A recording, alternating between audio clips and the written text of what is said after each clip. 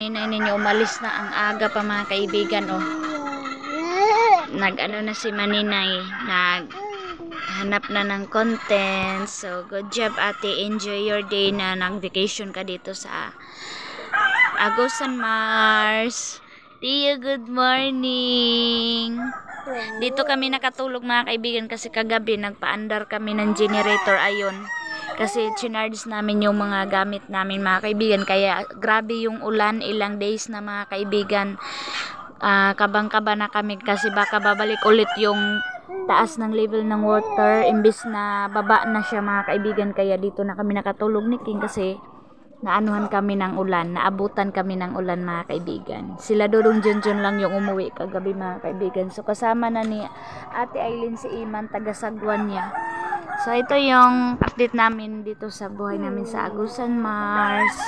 Busy na ang all.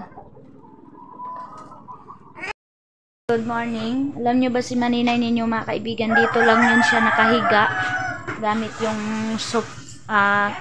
Ayan mga kaibigan, yung bedsheet at saka yung mga kaibigan, kutson niya na manipis lang mga kaibigan. Dito siya sa kusina natulog kasi nga mainit doon sa kwarto, kaya hindi siya gumamit doon sa kwarto mga kaibigan. So ganyan si Maninay niyo mga kaibigan, na hindi talaga siya maarte kahit meron ng makakaya mga kaibigan sa buhay, pero hindi pa rin siya mga kaibigan maarte. Kaya dito si Ate Arlene din sila natulog kasi presko dito, and then si Tio dito sa sa duyan si Tio mga kaibigan. So ayun, umalis na yun kanina pa mga kaibigan, kasama si Ima, nag-vlog sila. So I hope mag-enjoy kayo mga kaibigan sa mga view dito mga kaibigan with Ate Aileen. So always support po si Ate Aileen mga kaibigan. Sana all para di na mukuan ulan. Medyo maganda na yung tempo na naman mga kaibigan. Si Tio, uwi na yan si Tio. Tio. Ayan, already na si Tio. Gwapo na. Uwi ka na, Tio. Yan yung laruan ni Tio. Kutsara. Bye-bye, Tio. Binili ni, mga kaibigan, binili ni Ate Arlene kay Yuyo niya. Inay ninyo, galing nanibaw ng screen. Grabe talaga si Ate Aileen, oy. I'm so proud of you, Ate Maninay. Nanibaw si Maninay.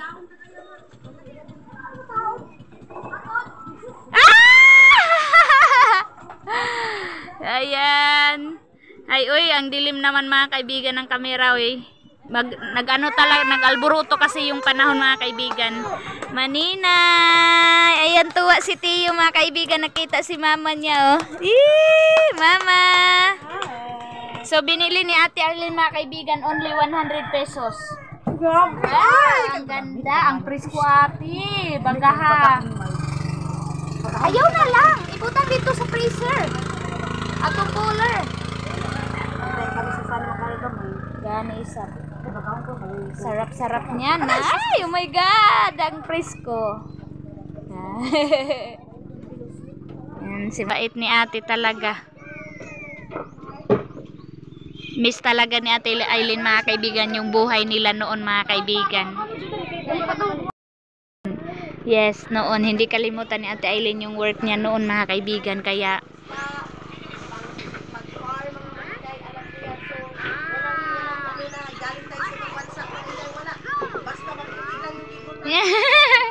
yes, grabe sa atin.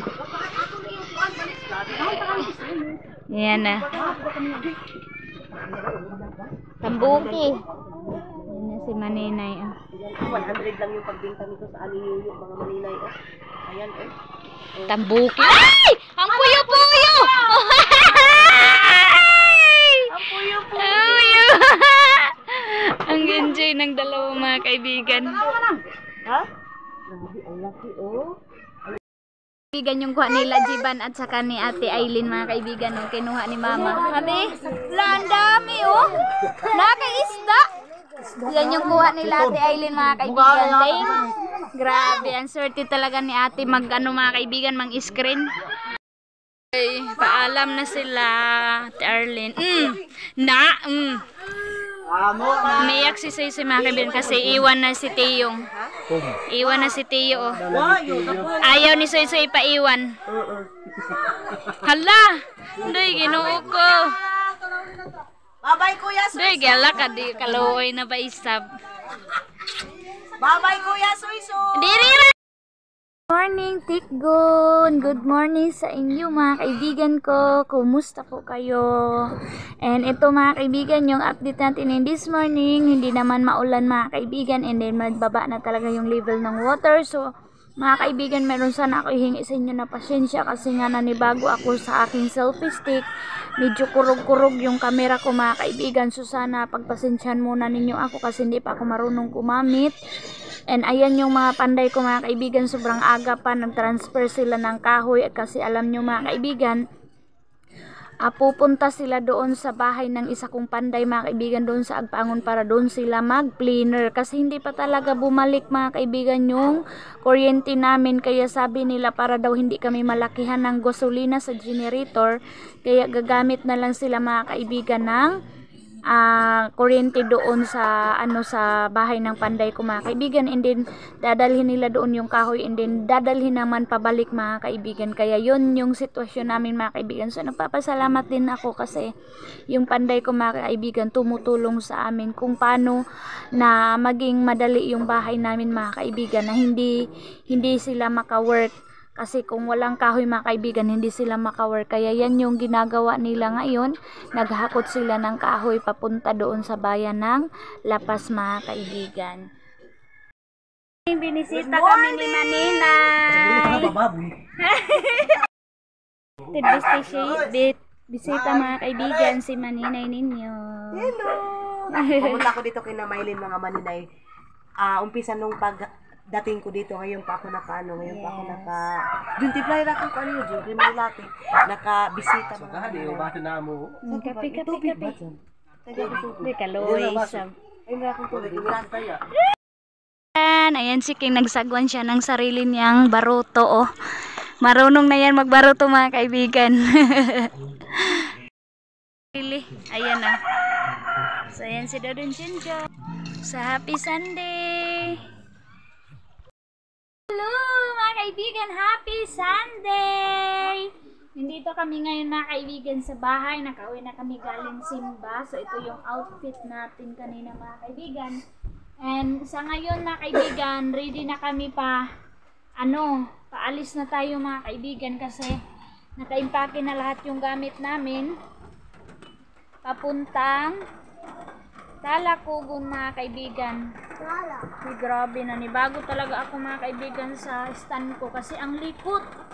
Napakalikot niya mga kaibigan. So, impake na kami lahat. King, hi! So, ayan mga kaibigan, naka-ready na lahat. Ayan na yung bag namin. Ayan. Ito na yung bag namin mga kaibigan. Ako, nanghiram lang kami nito mga kaibigan kasi wala kaming pang-travel na bag na malaki. And then yung dala ko din mga kaibigan kasi 3 days yata kami wala dito mga kaibigan. Iwan muna namin si Ate Aileen. Nasasad nga kami kasi maiwan namin si Ate Aileen mga kaibigan. Ayan yung binigay niya na bag. Nagamit ko mga kaibigan. Nilagyan ko ng gamit ni King. Kasi kasya dito yung damit ni King, yung sa amin ni Dodon Junjun mga kaibigan dito. Tapos maiwan namin si Ate Aileen mga kaibigan dito sa Tikgon. Papunta kaming Talakugon mga kaibigan kasi meron kaming ministerial and Thanksgiving Day mga kaibigan sa namin sa mga kaigsuunan mga kaibigan sa church.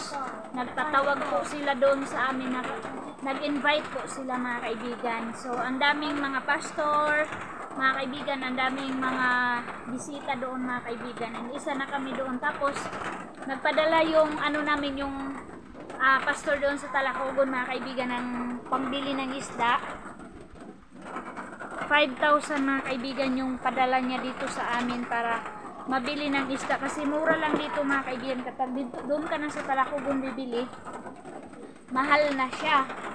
Kaya dito sila nabili mga kaibigan kasi medyo mura, and then isda na halwan, yung buhi mga kaibigan, and then daing. Meron ding daing mga kaibigan nila. Sila manong, yung pinakita ko sa inyo mga kaibigan na naghakot sila ng kahoy kanina, umalis na sila, and then si Dudong Junjun mga kaibigan nagkasakit. So kahit meron siyang makaramdaman mga kaibigan, kailangan namin pumunta doon sa Thanksgiving Day at saka ministerial mga kaibigan. Tapos si Dudong Junjun, medyo okay naman siya mga kaibigan kasi pinainom na natin siya ng tambal, ng medisina. And then, birthday niya mga kaibigan bukas. Birthday niya mga kaibigan, yung binigay na lang ni Ate Aileen is, pliti na lang namin mga kaibigan. Sabi ni Dudong Junjun, Manang, wag mo na lang akong handaan, kundi bigyan mo na lang kami ng pliti papunta doon, Manang. So, kaya ayun, binigyan ka agad naman ni Ate Aileen. So, shout out Ate Aileen, thank you palagi sa always pag-support sa amin ate sa pangangailangan namin. So, ready na tayo mga kaibigan kasi paalis na tayo, and then umulan mga kaibigan. Umulan siya. Okay, kailangan na natin mag-impake at saka maghanap pa kami mga kaibigan ng cellophane para ma-safety yung gamit natin. Hindi, cellophane din. Ay, oo, mayroon palang atip yung sasakyan namin. Tapos, yung sasakyan namin mga kaibigan kasi madami kami. Kami mga kaibigan, nagsakay kami ng malaking tambot, tag 150 yung hingi sa amin kada tao mga kaibigan. Ayan, yung ginawa ni Dudong Junjun sa kanyang ulo. Ayan. May lagnat pa yan si Dudong Junjun mga kaibigan dahil sa sipon. Nagkalagnat dahil sa pagtulong doon sa bahay natin sa pagpanday.